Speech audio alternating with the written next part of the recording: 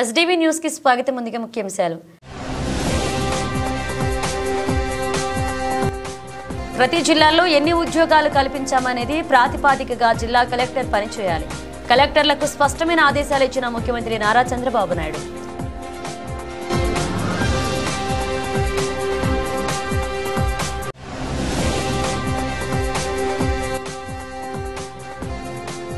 పది సంవత్సరాల పైబడి పనిచేస్తున్న టీచర్లను అవుట్సోర్సింగ్ పద్ధతి నుండి కాంట్రాక్ట్ పద్ధతిలోకి మార్చాలి. జేఏసీ అధ్యక్షుడు నాగేశ్వరరావు డిమాండ్.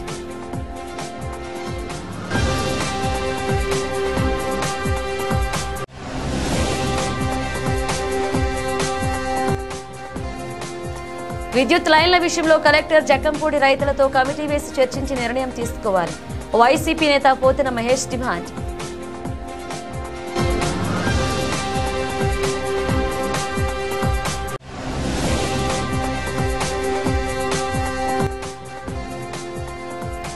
రైతుకు ఎవరు అండగా నిలబడ్డారో జగన్ ఒకసారి చూడాలి.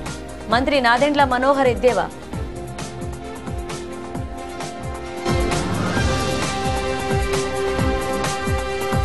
ప్రతి జిల్లాలో ఎన్ని ఉద్యోగాలు కల్పించామనేది ప్రాతిపదికగా జిల్లా కలెక్టర్లు పనిచేయాలి అని ముఖ్యమంత్రి నారా చంద్రబాబు నాయుడు కలెక్టర్లకు స్పష్టమైన ఆదేశాలు ఇచ్చారు.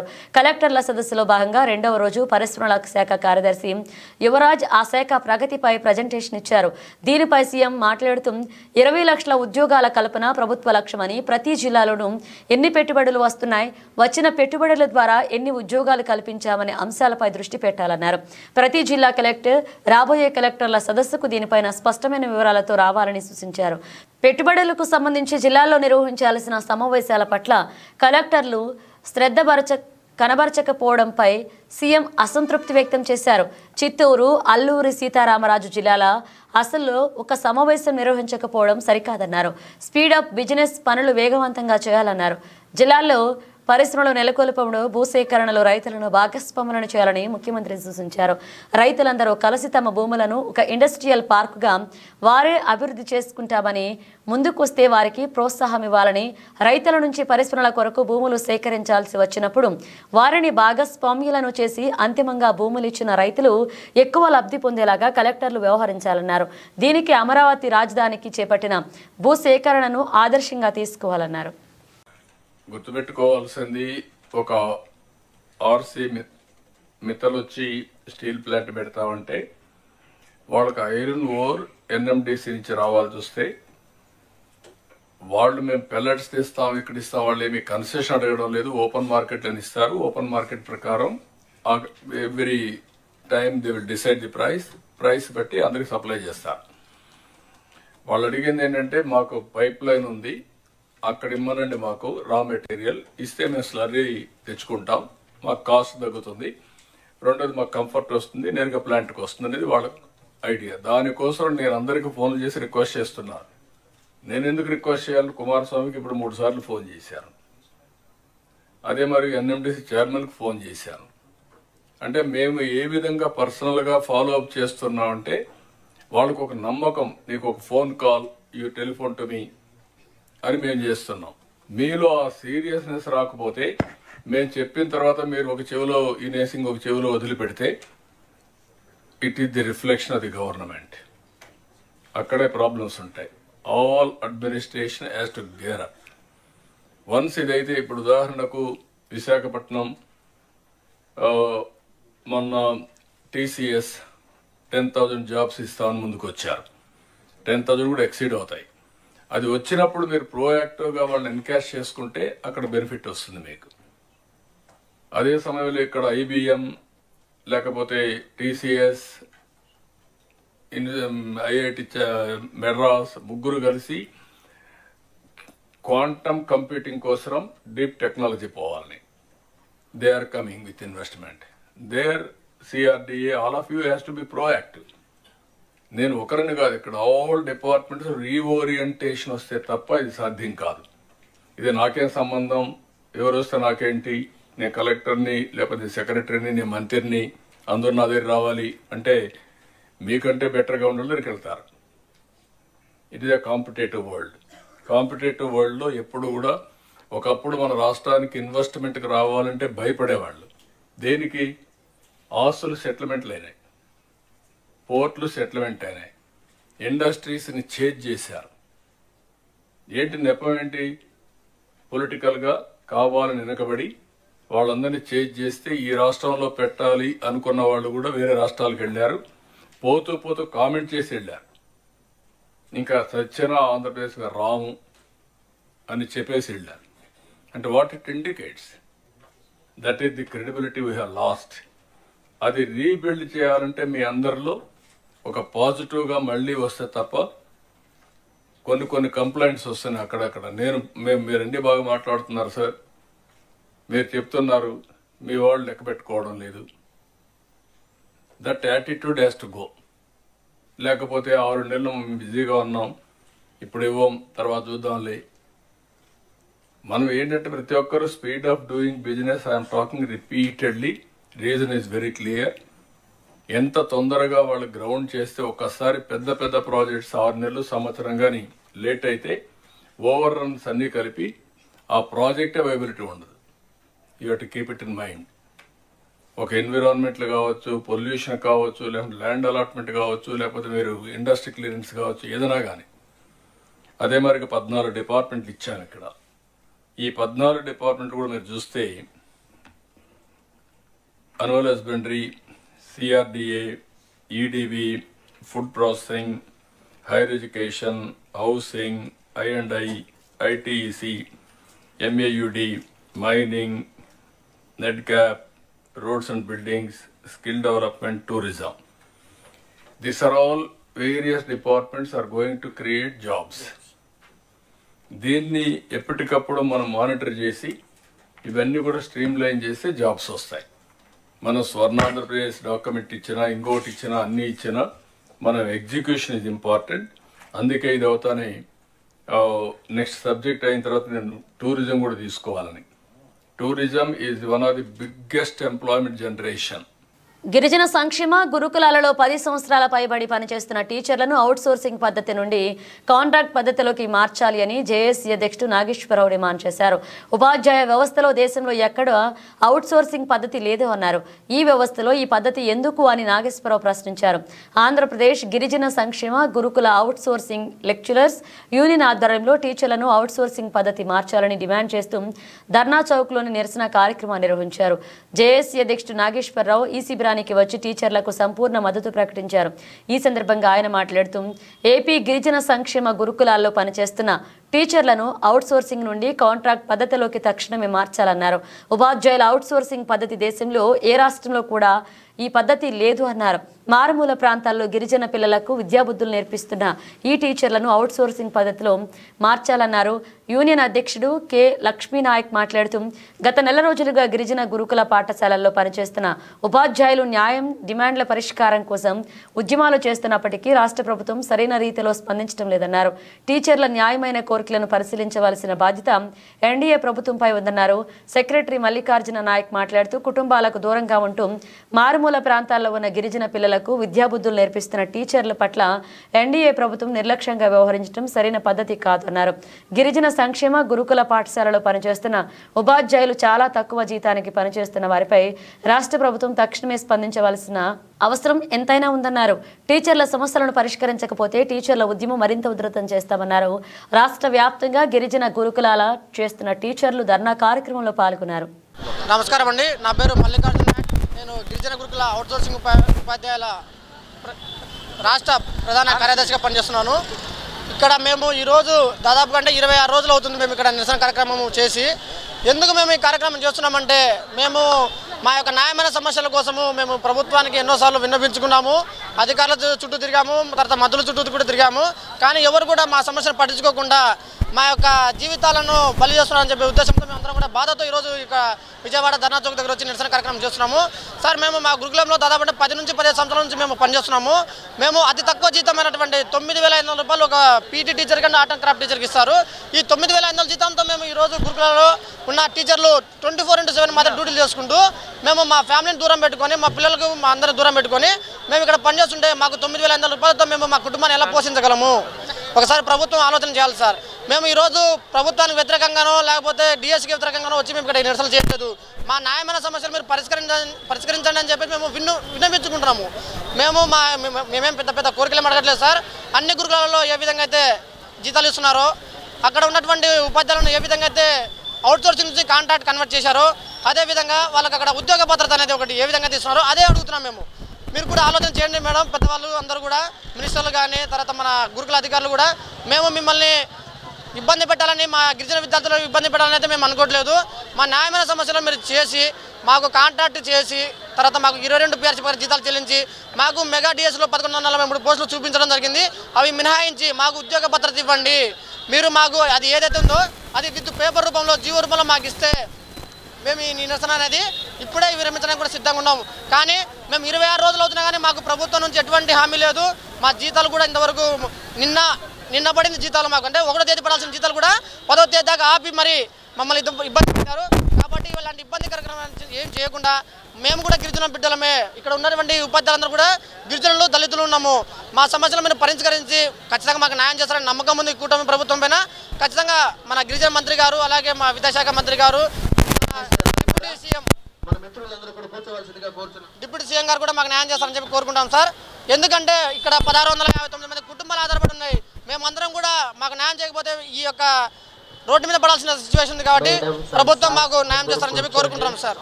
Thank you. విద్యుత్ లైన్ల విషయంలో కలెక్టర్ జక్కంపూడి రైతులతో కమిటీ వేసి చర్చించి నిర్ణయం తీసుకోవాలి అని వైసీపీ నేత పోతిన మహేష్ డిమాండ్ చేశారు. రైతులు ఫ్లాట్ యాజమానులకు సీఎం చంద్రబాబు న్యాయం చేయాలని డిమాండ్ చేశారు. వెంటనే పనులు నిలుపుదల చేయాలని, లేని పక్షంలో నిరసన గళం విప్పుతామని హెచ్చరించారు. విజయవాడ వెస్ట్ బైపాస్ రోడ్డు అలైన్మెంట్లో రైతులకు మరియు ఫ్లాట్ల యాజమానులకు ఎటువంటి సమాచారం ఇవ్వకుండా హైటెన్షన్ లైన్ల ఏర్పాటును వ్యతిరేకిస్తూ రైతులతో కలిసి పోతిన మహేష్ మీడియా సమావేశాన్ని నిర్వహించారు. ఈ సందర్భంగా ఆయన మాట్లాడుతూ రైతుల మీద కూటమి ప్రభుత్వం ఒత్తిడి తీసుకొస్తుందని, 2 రోజులు పోలీస్ స్టేషన్లో ఎందుకు పెట్టారో సమాధానం చెప్పాలన్నారు. లైన్ మార్పు చేస్తున్నామని, ఏ రైతు పొలం పోతుందో అనే సమాధానం అధికారులు నోటిఫికేషన్ లేదా పేపర్ ప్రకటన ద్వారా ఇవ్వలేదన్నారు. రైతుల నుండి భూములు లాక్కోవాలనే ప్రయత్నం చాలా స్పష్టంగా కనిపిస్తుందన్నారు. పాత లాంకో లైన్లో నడపాలని, పాత లైన్ ఎత్తు పెంచాలని రైతులు కోరుతున్నారని చెప్పారు. లాంకో లైన్లు ఎందుకు మార్చుతున్నారంటూ నిలదీశారు. మెగా ఇంజనీరింగ్ కంపెనీకి కాంట్రాక్ట్ల రూపంలో కోట్ల రూపాయలు లబ్ధి చేకూర్చడానికి, రెండవది ల్యాంకో మూతబడినటువంటి సంస్థ, ఒక్క యూనిట్ కూడా కరెంటు ఉత్పత్తి చేయనటువంటి సంస్థ. ఆ సంస్థకి లాభాలు చేకూర్చడం కోసం మాత్రమే, అవసరం లేకపోయినా ల్యాంకో లైన్ని మార్పు చేస్తూ ఉన్నారు. ల్యాంకో వాళ్ళు ఎక్కడన్నా లైన్ మార్చాలని మీకు ఏమైనా అర్జీ పెట్టారా? ల్యాంకో లైన్స్ వలన ఇప్పుడేమన్నా కొత్తగా అక్కడేమన్నా లైన్స్ మార్పు చేసే అవకాశం ఉందా? అయ్యే లైన్స్ కదా అసలు వాళ్ళు మాకు మార్పు చేయమని పెట్టినప్పుడు ల్యాంకో లైన్స్లే కదా మీరు షిఫ్ట్ చేస్తున్నారు, కొత్త లైన్లు అయ్యట్లా. అంతేనండి, కొత్త లైన్లు ఎక్కడే ఇట్లా ల్యాంకో లైన్స్నే మార్పు చేస్తూ ఉన్నారు. అసలు కరెంటు ఉత్పత్తి ఆగిపోయి ఒక్క యూనిట్ ఉత్పత్తి చేయనటువంటి ల్యాంకో సంస్థ టవర్ లైన్లని అసలు మార్చాల్సిన అవసరం ఏముంది? అది కూడా ప్రైవేట్ సంస్థ, మూసిపోయింది కదా, అందరికీ తెలిసిన విషయమే కదా. గత 3-4 ఏళ్లుగా ఉత్పత్తి ఆగిపోయిన ఒక సిక్ యూనిట్ గురించి ఇంత వివాదం ఏంటి అసలు? దీని వెనకాల కుట్ర ఏంటో తెలుసా మీకు? సదరు సంస్థకి అడగకపోయినా, లైన్లు మార్చమని అడగకపోయినా మీరు లైన్లు మారుస్తున్నారంటే వాళ్ళకంట ఆ లైన్లు చూడడానికి ఎన్హెచ్ఐ వాళ్ళు 45 లక్షల రూపాయలు ఫీజు చెల్లించి చూస్తారంట టవర్లు ఎలాగేసారా అని. వీళ్ళు కొత్త కదా, పవర్ గ్రిడ్ వాళ్ళు, ట్రాన్స్కో వాళ్ళు, ఎన్హెచ్ఐ వాళ్ళు కొత్త అని ల్యాంకో లైన్లు ఎలాగేసిందో చూడడానికంట సూపర్విజన్ ఛార్జెస్ కింద 45 లక్షలు ఇస్తారంట. ఇచ్చేశారు 45 లక్షల రూపాయలు ఇచ్చేశారు. ఇవేం మా సొంత పైత్యం కాదు, ప్రభుత్వ ఉత్తర్వుల్లో ఉన్నాయి ఇవన్నీ. అలాగేనంట వాళ్ళకి లైన్ షిఫ్టింగ్ చేస్తే ఇందులో కుట్రదే మెయిన్. లైన్ షిఫ్టింగ్ చేస్తే ఏమవుతుంది? గతంలో పని చేయనటువంటి ల్యాంకో టవర్లు, ఒక్క యూనిట్ కూడా ఉత్పత్తి చేయనటువంటి ల్యాంకో సంస్థకి ఏదైతే ఏరియాలో టవర్ లైన్లు ఉన్నాయో ఎప్పుడైతే షిఫ్టింగ్ చేస్తే ఇప్పటి వరకు కూడా విలువ లేనటువంటి ఆ భూమికి ఒక్కసారే 100,000 కోట్ల రూపాయల ప్రయోజనం కలుగుతుంది. అది కుట్ర. ఇందులో అలా అడగకుండానే ప్రభుత్వం ఎందుకు మారుస్తుంది? ప్రభుత్వానికి ల్యాంకోకి మధ్య కుట్ర ఉంది. ప్రభుత్వానికి ల్యాంకోకి, ఇది కూటమి ప్రభుత్వమే, కూటమి ప్రభుత్వానికి ల్యాంకోకి మెగాకి మధ్య ఒప్పందం ఉంది. ఆ లైన్ షిఫ్ట్ చేసి ఈ టవర్ తీసుకెళ్ళి వేస్తున్నారు. ఆ టవర్ కూడా వేయాల్సిన పని లేకోకుండా హైట్ లేపుకుంటే సరిపోతుంది. కానీ మెగా వాళ్ళు మాత్రం దాన్ని నమ్మట్లా. వాళ్ళకి ఏదో డబ్బులు వస్తాయనే ఆలోచనతోనో ఏమో కానీ తెలియదు, కానీ రైతుల మొత్తాన్ని కూడా చాలా ఇబ్బంది పెడుతున్నారు. 4 స్తంభాలు వేస్తే సరిపోయేదాన్ని 11 స్తంభాలు చేస్తున్నారు. దీన్ని 4 స్తంభాలు ముద్దు, 11 స్తంభాలు వద్దు. ఇదే మాట మీ అందరికీ తెలియపరచను. మా యందు దయ ఉంచి మీరందరూ వచ్చినందుకు సంతోషం. మీడియా వాళ్ళందరికీ ఇదే నమస్కారాలు బాబు. మీరందరూ కలిసి మా రైతులందరూ కాపాడాలని కోరుకుంటున్నాం. నమస్కారం అండి, పెద్దలందరికీ నమస్కారము. మీసాల ప్రసాద్ నా పేరు, జక్కంపూడి రైతునండి. మాది ఇక్కడే ల్యాండ్ అండి, ఎకరం 60 సెంట్ల ల్యాండ్. ఈ లైన్ వల్ల మేము గత 25-30 ఏళ్ల నుంచి కూడా మా ఫ్యామిలీ అంతా కూడా దాని మీద ఆధారపడి ఉంది. 25 మంది ఫ్యామిలీ ఆధారపడి ఉన్నాము. దాని ఫ్యూచర్ని మేము ఊహించుకుంటూ ఎంతో భవిష్యత్తు ఊహించుకున్నాము పిల్లల కోసం అని చెప్పేసి. ఇప్పుడు అనుకోకుండా మొత్తం కూడా లైన్ మార్చేసి ఆ లైన్ హైటెన్షన్ లైన్ కొత్త లైన్ అని చెప్పేసి వెళ్ళే మార్గం ఉన్నప్పటికీ కూడాను పాత లైన్లో హైట్ పెంచుకెళ్లే ఉద్దేశం ఉన్నప్పటికీ కూడా మేము డ్రాయింగ్ అంతా చూపించాము. అందరికీ కూడా అధికారుల దృష్టికి తీసుకెళ్ళాము. దయచేసి ఆ లైన్ అడ్జస్టింగ్ లైన్లోనే వెళ్ళమని, ఇక్కడే 1/2 కిలోమీటర్ రేంజ్లోనే ట్రాన్స్కో లైన్ అడ్జస్టింగ్ లైన్లోనే వెళ్ళారు. అదే లైన్లో వెళ్ళమని చెప్పేసి మా విన్నపము. అదే చేయవలసిందిగా రైతులందరూ కూడా కోరుతున్నారు. పాత లైన్లే హైట్ పెంచుకెళ్ళాలి. దయచేసి దాన్ని పరిగణలోకి తీసుకోమని చెప్పేసి కోరుతున్నాను. ఈ 200 మంది ప్లాట్ ఓనర్ని, ఈ 40 ఎకరాల పొలం ల్యాండ్ ఓనర్ని మీరు సేవ్ చేయండి. మేము అంతకంటే వేరేం కోరట్లేదంటే. బ్యూరోక్రాట్స్ అంతా ఏం చెబుతున్నారు? వాళ్ళు అట్టానే కేకలేస్తారు, కాంపెన్సేషన్ చాలక అట్టానే కేకలేస్తారు, రోడ్డు ఎక్కుతారు. వాళ్ళని పోలీసులను పెట్టి మమ్మల్ని అన్ని చేస్తున్నారంటే 2 రోజులు తీసుకెళ్ళి పోలీసులు మమ్మల్ని స్టేషన్లో కూర్చోబెట్టారు. మాకు కాంపెన్సేషన్ అనేది అవసరం లేదండి. కాంపెన్సేషన్ వద్దు. మీరు 4 లైన్లు వేసుకోండి, 11 లైన్లు వద్దు. మిగతా వాళ్ళందరినీ సేవ్ చేయండి. నా దాంట్లో ఇస్తాను నేను, వేసుకోండి. నా 2.5లో వేసుకోండి, నేను వద్దంటలేదు. మాకు కాంపెన్సేషన్ అనే మాట వద్దు. సీఎం గారి దాకా వెళ్ళనివ్వట్లేదండి. ఇది బ్యూరోక్రాట్స్ అంతా ఈ మధ్యలో తొక్కు పెట్టేస్తున్నారు. ల్యాంకోకి, మెగాకి, నేషనల్ హైవేకి ప్రయోజనం చేకూర్చడానికి ఈ బ్యూరోక్రాట్స్ అంతా సీఎం గారి దగ్గర దాకా వెళ్ళాం. మా ఉద్దేశం సీఎం గారి దగ్గరికి వెళ్ళే దారి లేక ఇక్కడ రోడ్లు అమ్మడి పట్టి కొట్టుకుంటున్నామండి. మేము సీఎం గారి దగ్గరికి వెళ్తే మాకేదో న్యాయం జరుగుతుందని చూస్తున్నాం. మేము రోడ్డుకి అడ్డంకి కాదు. మేము వేసుకోండి, మీరు స్తంభాలు వేసుకోండి. ఇన్ని రోడ్లకి ఇచ్చిన వాళ్ళు ఈ 2.5 పెద్ద లెక్కేం కాదండి. వేసుకోండి మీరు. మిగతా 200 మంది ప్లాట్ ఓనర్లు నాశనం అయిపోతున్నారు. 40 ఎకరాల పొలం నాశనం అయిపోతుంది. విజయవాడ టౌన్ పక్క నుండి రాజధానిలో ఉండి 40 ఎకరాల పొలం పోతే ఏమి పని. రేపు ఎక్కడి నుంచి తెస్తారు? మీరు ల్యాండ్ బ్యాంక్ అంటున్నారు, మీరు ఎక్కడి నుంచి తెస్తారు? బాగుండు బట్టే కదా మీరు అంతా గవర్నమెంట్ మా దగ్గర ల్యాండ్ బ్యాంక్ తీసుకున్నారు రాజశేఖర రెడ్డి గారి టైంలో. మరి మేము ఇచ్చిన పొలాలు జగన్ మరియు కట్టింది, మరి బిల్డింగ్స్ కట్టింది మా పొలాల్లోనే కదండి. మా పొలాల్లో తీసుకోబట్టే కట్టారు మీరు, లేకపోతే ఎక్కడి నుంచి తెచ్చి కట్టారు? ఇవాళ 40 ఎకరాలు ఎవరి కోసమో ప్రయోజనాల కోసం మీరు ఇంత పొలం నాశనం చేస్తారు. ఇంతమంది ప్లాట్ రూపాయి ఖర్చు పెట్టి రూపాయి కూడబెట్టుకొని కొనుక్కున్నారండి ఆ ప్లాట్లో. మీరు ఎందుకు అంత నాశనం చేస్తారు? మీకు ఎందుకు అంత పట్టుదల? రండి, కూర్చోబెట్టండి మమ్మల్ని కూడా. మేము వస్తాం, ఒప్పుకుంటాం. మేము అడ్డమైతే పెట్టమండి. మేము చెప్పే 4 స్తంభాలు 4 రోజుల లోపే అయిపోతాయండి. 15 రోజులు 20 రోజులు అయిపోతాయి. ప్రాజెక్ట్ ఆగదండి. ప్రాజెక్ట్ మీరు మార్చి ఎండింగ్ దాకా మీరు పెట్టుకున్నారు. మీరు 10 రోజుల్లో 15 రోజులు అయిపోతాయండి మేము చెప్పే పద్ధతిలో. అదండి, ఇంతమంది నాశనం చేయొద్దని మేము కోరుకుంటున్నాం. సీఎం గారిని కానీ, పవన్ కళ్యాణ్ గారిని అందరినీ కోరుకునేది అదేనండి. మేము మీడియా మిత్రులందరికీ నమస్కారం అండి. నా పేరు కొంపెల్లి శ్రీనివాసరావు అండి. నేను 1 టౌన్ చిట్నార్లో ఉంటాను. ఇక్కడ రీసెంట్గా ఇప్పుడు మీరు చూసిన సైట్ మాదేనండి. 40 సంవత్సరాల క్రితం మా నాన్నగారు కొన్నారండి. వితౌట్ ఇంటిమేషన్ కలెక్టర్ గారు కానీ, రెవెన్యూ ఆఫీసర్ కానీ, గ్రామ సచివాలయం వాళ్ళు కానీ ఎవ్వరు కూడా ఎటువంటి ఇంటిమేషన్ లేకుండా అర్ధరాత్రి దొంగలు దోచుకున్నట్టుగా అర్ధరాత్రి తీశారండి గొయ్యలు. రాత్రి 8ంటికి కూడా మా మనుషులు వెళ్ళినప్పుడు కూడా ఏమీ లేదండి సైట్లో.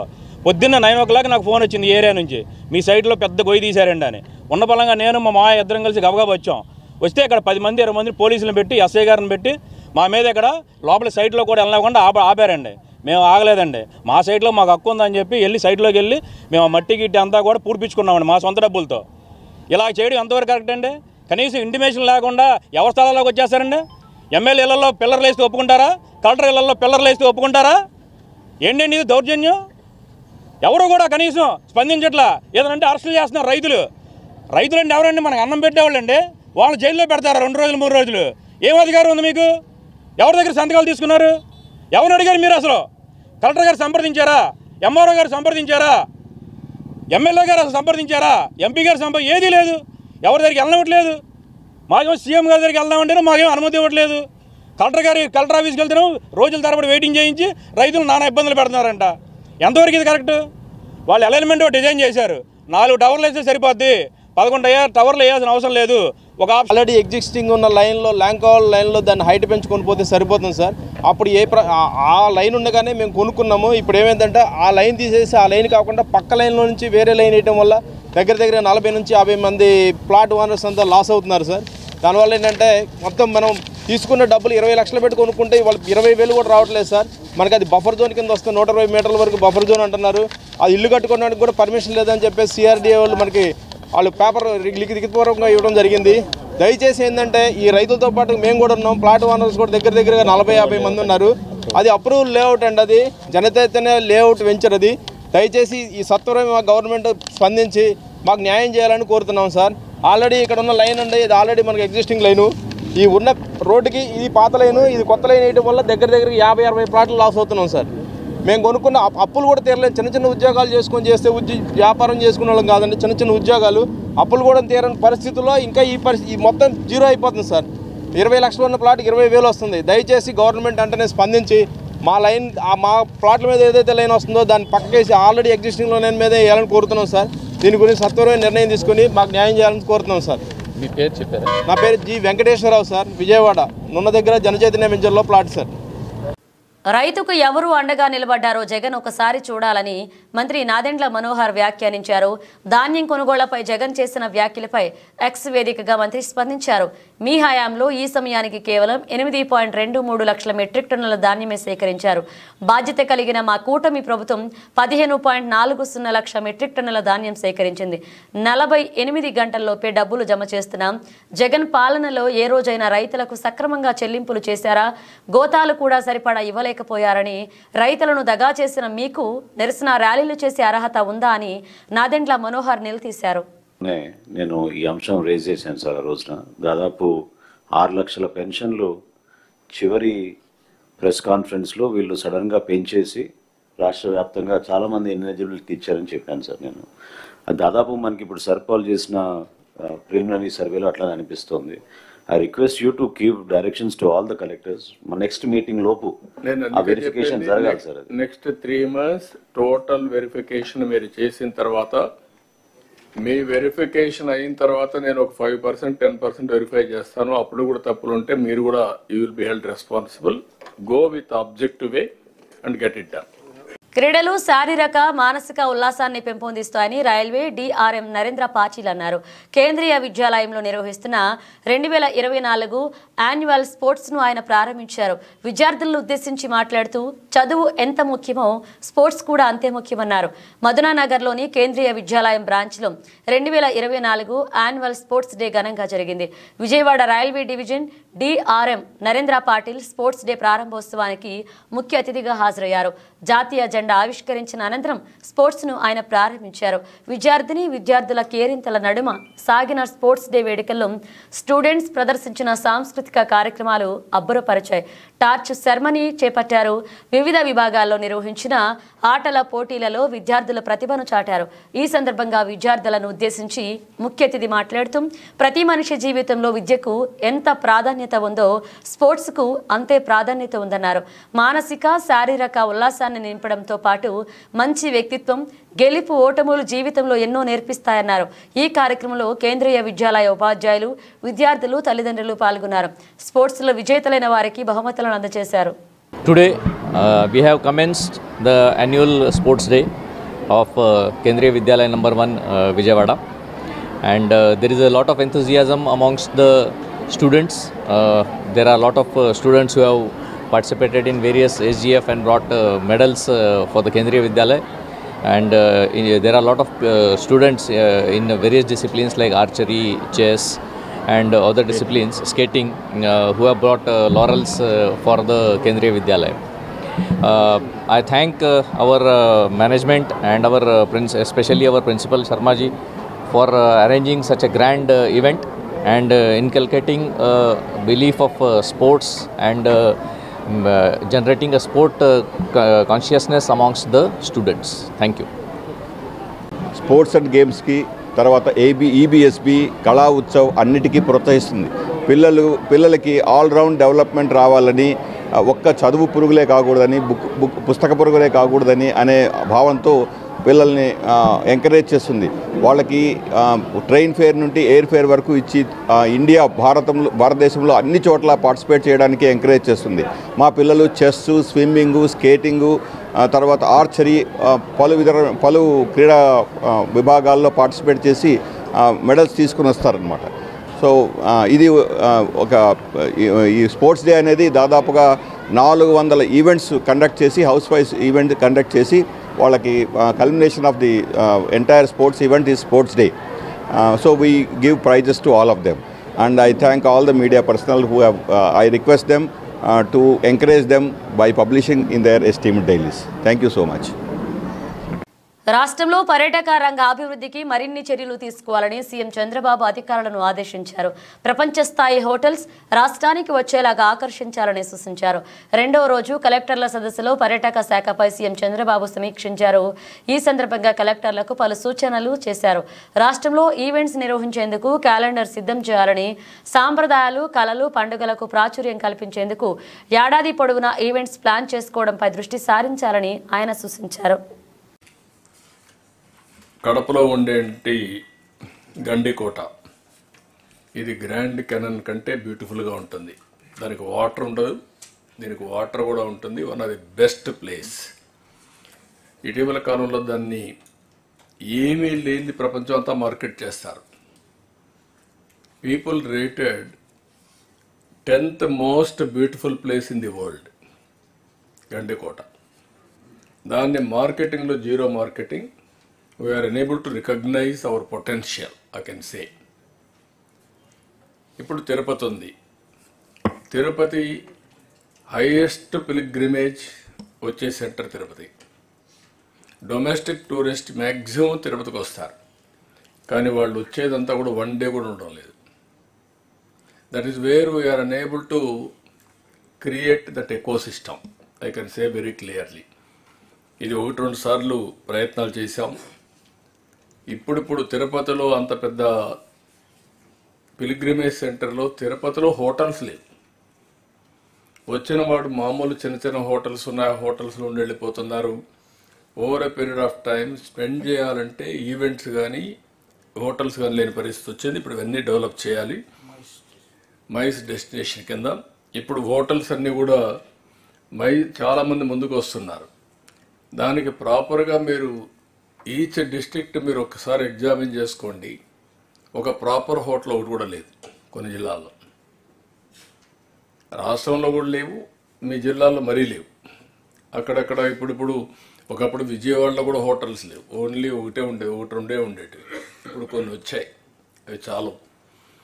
కనీసం ఒక 50,000 రూములు వచ్చే పరిస్థితిలో ఉండాలి. ప్లాన్ శారదా విద్యా సంస్థలు 50 వసంతాల వేడుక సందర్భంగా పూర్వ విద్యార్థులతో కలిసి అల్యూమిని మీట్ నిర్వహిస్తున్నట్లుగా శారదా విద్యా సంస్థల సెక్రటరీ కుందా రామనారాయణ తెలియజేశారు. కళాశాల అభివృద్ధి, విద్యార్థుల సహకారం, సంఘానికి సేవతో పాటు ఉన్నత స్థానాల్లో ఉన్న పూర్వ విద్యార్థులను సన్మానించడం జరుగుతుంది అన్నారు. పూర్వ విద్యార్థులంతా డిసెంబర్ 29న జరిగే ఈ కార్యక్రమంలో పాల్గొని గోల్డెన్ జూబ్లీ అల్యూమిన్ మీట్ ని జయప్రదం చేయాలని ఆయన పిలుపునిచ్చారు. గాంధీనగర్లోని శారదా కళాశాలలో కళాశాల యాజమాన్యం ఆధ్వర్యంలో మీడియా సమావేశాన్ని ఏర్పాటు చేశారు. ఈ సమావేశంలో శారదా విద్యా సంస్థల సెక్రటరీ కుందా రామనారాయణ మాట్లాడుతూ 1974లో ప్రారంభమైన ఈ విద్యా సంస్థలు 2024-25 విద్యా సంవత్సరానికి 50 సంవత్సరాలు పూర్తి చేసుకోనుందని అన్నారు. ఈ సందర్భంగా పూర్వ విద్యార్థులను ఒకే తాటిపైకి తీసుకొచ్చి అల్యూమిని మీట్ నిర్వహించనున్నట్లుగా తెలిపారు. నిరంతరం విద్యార్థులను తీర్చిదిద్దుతూ 50 ఏళ్లుగా 50 బ్యాచ్లను తీర్చిదిద్దిందని చెప్పుకొచ్చారు. కళాశాల అభివృద్ధి, విద్యార్థుల సహకారం, సంఘానికి సేవతో పాటు ఉన్నత స్థానాల్లో ఉన్న పూర్వ విద్యార్థులను సన్మానించడం జరుగుతుంది అని, అలాగే ఉత్తమ ఉపాధ్యాయులను సత్కరించనున్నట్లుగా చెప్పారు. పూర్వ విద్యార్థులంతా డిసెంబర్ 29న జరిగే కార్యక్రమంలో పాల్గొని గోల్డెన్ జూబ్లీ అల్యూమిని మీట్ ను జయప్రదం చేయాలని పిలుపునిచ్చారు. అనంతరం శారదా జూనియర్ కళాశాల ప్రిన్సిపల్ ఎల్ శ్రీధర్ మాట్లాడుతూ శారదా కళాశాలలో తనకు 35 ఏళ్ల అనుబంధం ఉందని చెప్పారు. కళాశాలలో అన్ని వసతులు ఉన్నాయని గుర్తు చేశారు. అన్ని రంగాలలో శారదా విద్యా సంస్థల విద్యార్థులు ఉన్నారని చెప్పారు. అందరినీ కలవాలన్న ఉద్దేశంతో ఈ కార్యక్రమాన్ని నిర్వహిస్తున్నామని తెలియజేశారు. నమస్కారం అండి, నేను Kunda Ramanarayana, Sharada education society secretary and correspondent మాట్లాడుతున్నాను. శారదా ఎడ్యుకేషన్ సొసైటీ 1974 సంవత్సరంలో ఎస్టాబ్లిష్ చేయబడి 2024-25 అకాడమిక్ ఇయర్కి 50 సంవత్సరాల యానివర్సరీ గోల్డెన్ జూబ్లీ సెలబ్రేషన్స్ చేసుకున్న శుభ సందర్భంలో మన Sharada junior college, Sharada English medium high school, Sharada degree కాలేజ్లో చదివిన పూర్వ విద్యార్థులందరినీ ఒక తాటి మీదకి తీసుకొచ్చి మనందరం అనే భావనలో వాళ్ళందరికీ కూడా ఒక అల్యూమిని మీట్ కండక్ట్ చేద్దామనే ఉద్దేశంలో ఆ విషయం తెలియజేయడానికి ఈ ప్రెస్ మీట్ పెట్టడం జరిగిందండి. శారదా ఎడ్యుకేషనల్ సొసైటీ అప్పటి నుంచి మన నిరంతర కృషితో విద్యార్థుల్ని తీర్చిదిద్దుతూ 50 సంవత్సరాల్లో 50 బ్యాచీలు పూర్తయ్యాయి. సో ఈ సందర్భంలో ఏంటంటే పూర్వ విద్యార్థుల్ని కలిసి వాళ్ళ ద్వారా మిగతా విద్యార్థులకి ఆ సపోర్ట్ సిస్టమ్ అందించడం కానీ, అలాగే కాలేజ్ డెవలప్మెంట్. నేను శారదా కళాశాల డిగ్రీ కళాశాల ప్రిన్సిపాల్ మాట్లాడుతున్నానండి. మా కళాశాల స్థాపించి 50 వసంతాలు పూర్తి చేసుకుంది. 50 వసంతాలలో అనేక మంది విద్యార్థులని వాళ్ళ భవిష్యత్తుని ఇక్కడ చక్కగా తీర్చిదిద్దిన ఆ కళాశాల పాలకవర్గం ఒక ఉన్నతమైన ఆశయంతో పూర్వ విద్యార్థులందరినీ ఒకే వేదిక మీదకి తీసుకురావాలన్న కోరికతో ఈ నెల 29వ తారీఖున ఉదయం 10 గంటల నుంచి అల్యూమిని ఏర్పాటు చేశారండి. దీనిలో పూర్వ విద్యార్థులందరూ కూడా పాల్గొనవలసిందిగా కళాశాల యాజమాన్యం తరఫున అధ్యాపకేతర అందరి సిబ్బంది తరఫున మేము కోరుతున్నామండి. మీ ద్వారా మేము ఈ కళాశాలలో చదివిన అనేక మంది విద్యార్థులు అనేకమైన ప్రదేశాల్లో అనేకమైన స్థానాలు ఉండుంటారు. వారందరికీ కూడా తెలియపరచడానికి ఈ సమావేశాన్ని ఏర్పాటు. L Sridhar, Sharada junior college principal అండి. ఈ కాలేజీలో నేను 1980లో జాయిన్ అయ్యాను. అప్పటికే కాలేజీ ఇక్కడ స్థాపించబడింది. 1974లో హనుమాన్పేటలోంచి రెంట్కు ఉండేవాళ్ళు కాస్త ఈ స్థలం తీసుకుని ఈ స్థలంలో సొంత భవనాలు కట్టుకొని మొట్టమొదట జూనియర్ కాలేజీగా స్టార్ట్ చేసి డిగ్రీ కాలేజీ, తర్వాత స్కూల్ కూడా పెట్టారండి. ఇక్కడ ఈ కాలేజీకి అన్ని వసతులు ఉన్నాయి. అంటే ప్రాక్టికల్ ల్యాబొరేటరీ కానించి, లైబ్రరీ కానించి అన్ని వసతులు స్టూడెంట్స్కి ఇన్ఫ్రాస్ట్రక్చర్లో ఏ పెద్ద కాలేజీకి కూడా తీసుకోని విధంగా మొత్తం ఏర్పాటు చేశారండి. అప్పటి లెక్చరర్స్, మేనేజ్మెంట్ వాళ్ళ సహకారంతో అన్ని ఏర్పాట్లు చేయడం జరిగింది. ఈ కాలేజీలో ఇప్పుడు మేము అప్లికేషన్ తీసి అడ్మిషన్ చదువుతున్నాం. 25,000 మంది స్టూడెంట్స్ ఇక్కడి నుంచి వెళ్ళిపోయారు. అంటే జాయిన్ అయ్యి చదువుకుని ఇక్కడ మన కాలేజ్ ఇప్పుడు ఈ సంవత్సరం 26,000 మంది స్టూడెంట్స్ చదివారు. 26,000 మంది ఆ నంబర్ వెళ్తూ ఉంది. అంటే అన్ని వేల మంది స్టూడెంట్స్ ఈ కాలేజ్ చదివి అందరూ గొప్ప గొప్ప వాళ్ళు అయ్యారు. అన్ని రంగాల్లోనూ కనపడతా ఉన్నారు. ఫర్ ఎగ్జాంపుల్ మీరు విపత్తు సమయంలో తక్షణ సాయం అందించినందుకు కేంద్ర ప్రభుత్వానికి విజయవాడ ఎంపీ కేశినేని చిన్ని పార్లమెంట్లో కృతజ్ఞతలు చెప్పారు. వరద సాయం కింద ప్రకటించిన 1,100 కోట్ల రూపాయల నిధులు మంజూరు చేయాలని హోంమంత్రి అమిత్ షాను ఈ సందర్భంగా ఎంపీ కోరారు. माननीय सदस्य Kesineni Sivanath ji. Thank you madam. बैठी माननीय सदस्य। The Disaster Management Amendment Bill 2024 is a timely legislation brought by the government to address the increasing frequency of the natural disasters in our country. From 2015 to 2023, funds released to SDRFs have nearly tripled, rising to 1 lakh crores under the leadership of our Honorable Prime Minister Narendra Modi ji and Minister Home Amit Shah ji. The bill focused on critical needs to address risks from extreme climate events like heat waves, floods and storms. Over 40% of Andhra Pradesh area is prone to tropical storms. From 2014 to 20, it experienced the highest number of cyclones in India, including the devastating events such as Cyclone Hudhud and Titli. To strengthen the preparedness and resilience against such challenges, The bill mandates the NDMA and SDMA to assess the plan for these risks. It also introduced a centralized disaster database at both national and state level. రాష్ట్ర ప్రజలు బలమైన కోరికతో ఆవిర్భవించిన ప్రజాప్రభుత్వ పాలనలో 6 నెలలు గడిచింది. నిర్బంధంలో, సంక్షోభంలో, అభద్రతతో గడిపిన 5 ఏళ్ల కాలాన్ని ఒక పీడికలుగా భావించి తమ అభివృద్ధి కోసం, తమ పిల్లల భవిష్యత్ కోసం ఎన్నో ఆశలతో కూటమి ప్రభుత్వాన్ని ప్రజలు ఎన్నుకున్నారు. బాధ్యతలు చేపట్టిన తొలి క్షణం నుంచి ప్రజల ఆశలను, ఆకాంక్షలను తీర్చేందుకు నేను, నా మంత్రివర్గ సహచరులు కృషి చేస్తున్నాం. ఈ 6 నెలల్లో గాడి తప్పిన వ్యవస్థల్ని సరిదిద్దాం. వెంటిలేటర్ పై ఉన్న రాష్ట్రాన్ని ఆక్సిజన్ ఇచ్చి నిలబెట్టాం. సంక్షేమ పథకాలు, అభివృద్ధి కార్యక్రమాలు, సుపరిపాలనతో, వేగవంతమైన నిర్ణయాలతో ప్రజల నమ్మకాన్ని నిలబెట్టాం. రాష్ట్రమే ఫస్ట్, ప్రజలే ఫైనల్ అనే నినాదంతో ప్రతి క్షణం ప్రజలకు మంచి చేసేందుకు పనిచేస్తున్నాం. చేయాల్సింది ఎంతో ఉందనే బాధ్యతను గుర్తెరిగి ప్రణాళికతో ముందుకు వెళ్తున్నాం. మీ ఆశీస్సులు, భాగస్వామ్యంతో స్వర్ణాంధ్ర 2047 విజన్తో ఆంధ్రప్రదేశ్ నెంబర్ 1గా నిలబెడతామన్నారు. ఒకసారి పాపులేషన్ మేనేజ్మెంట్ చేయగలిగితే ప్రపంచాన్ని శాసించే శక్తి భారతదేశానికి ఉంది. అందులో మన రాష్ట్రం నాలెడ్జ్ ఎకానమీలో ముందుకు పోతున్నాం. ఇంకా ముందుకు పోతామని చెప్పి కూడా నేను మీకు తెలియజేస్తున్నా. అందుకని ఈరోజు ఈ మీటింగ్ ద్వారా నేను ఒకటే మిమ్మల్ని అందరినీ కోరుతున్నా. ఈరోజు మనం చాలా విషయాలు మాట్లాడుకున్నాం. మన దేశం ఒక గొప్ప దేశం, గొప్ప వారసత్వం. అయితే ఈరోజు నాలెడ్జ్ ఎకానమీలో కావాల్సిన చదువుకు ప్రాధాన్యత ఉండాల్సిన అవసరం ఉంది.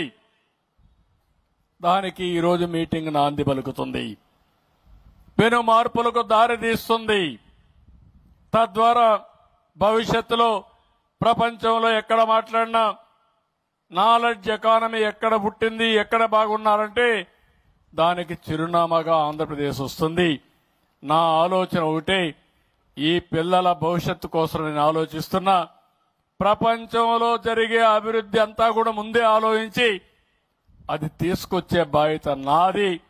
అది అందిపుచ్చుకోవాల్సిన బాధ్యత ఈ పిల్లలది. వాళ్లకు సహకరించే బాధ్యత పేరెంట్స్ కానీ, టీచర్స్ కానీ తీసుకుంటే ఇది సాధ్యము. అందుకే ఈ మీటింగ్ చూస్తే చాలా మీటింగులు అడ్రస్ చేస్తూ ఉంటాం, కానీ ఈరోజు మిమ్మల్ని అందరినీ చూసిన తర్వాత నిజమైన ఆనందాన్ని పొందగలిగారు. ఇది ఒకటే సమస్యకు పరిష్కార మార్గం అనేది నా ప్రగాఢ విశ్వాసం. తప్పకుండా దీన్ని లాజికల్గా తీసుకెళ్తాం. టీచర్లకు మళ్ళీ ఒకసారి రిక్వెస్ట్ చేస్తున్నా, మిమ్మల్ని అన్ని విధాలా గౌరవించిన ప్రభుత్వం ఇప్పుడు మీరందరూ కలిసి పిల్లల జీవితాల్లో వెలుగులు తీసుకొచ్చే శక్తి, సమర్థత మీ దగ్గర ఉంది. దానికి నాంది పలకాల్సింది. మీరు కూడా 24 గంటలు కష్టపడద్దండి, హ్యాపీగానే పనిచేయండి. మీరంతా ఇంత మురుమారిగా ప్రతిరోజు టాయిలెట్లు బాగున్నాయా లేదని యాప్ పెట్టి ఫోటోలు తీసే పరిస్థితి లేదు. అవన్నీ వెసులుబాటు ఇచ్చాం. అదే సమయంలో బాధ్యతగా ముందుకు పోమని టీచర్స్ అందరిని కోరుకుంటూ, ఇదే స్ఫూర్తి చూపించాల్సిందిగా తల్లిదండ్రులను కోరుకుంటూ, మరొక్కసారి పిల్లలు మీ అందరికీ best of luck. I wish all the best. ఈరోజు బాగా మిమ్మల్ని చూశాను, చాలా బ్రైట్ గా ఉన్నారు. మీరే మా ఆశ, మా నమ్మకం. దాన్ని నిలబెట్టాల్సిందిగా మళ్ళీ ఒకసారి పిల్లలందరినీ కోరుకుంటూ అందరికీ నమస్కారాలు. జై హింద్, జై జన్మభూమి. బులెటిన్ ముగించే ముందు హెడ్లైన్స్ మరోసారి. ప్రతి జిల్లాలో ఎన్ని ఉద్యోగాలు కల్పించామనేది ప్రాతిపాదికగా జిల్లా కలెక్టర్ పనిచేయాలి. కలెక్టర్లకు స్పష్టమైన ఆదేశాలు ఇచ్చిన ముఖ్యమంత్రి నారా చంద్రబాబు నాయుడు.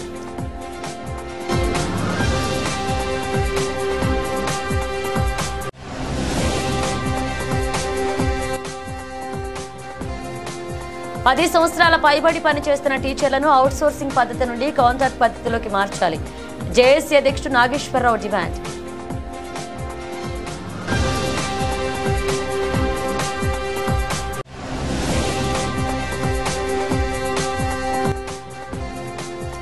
విద్యుత్ లైన్ల విషయంలో కలెక్టర్ జక్కంపూడి రైతులతో కమిటీ వేసి చర్చించి నిర్ణయం తీసుకోవాలి. వైసీపీ నేత పోతిన మహేష్ డిమాండ్.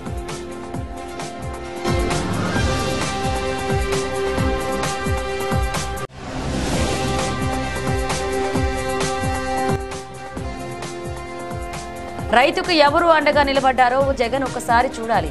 మంత్రి నాదెండ్ల మనోహర్ ఎద్దేవా.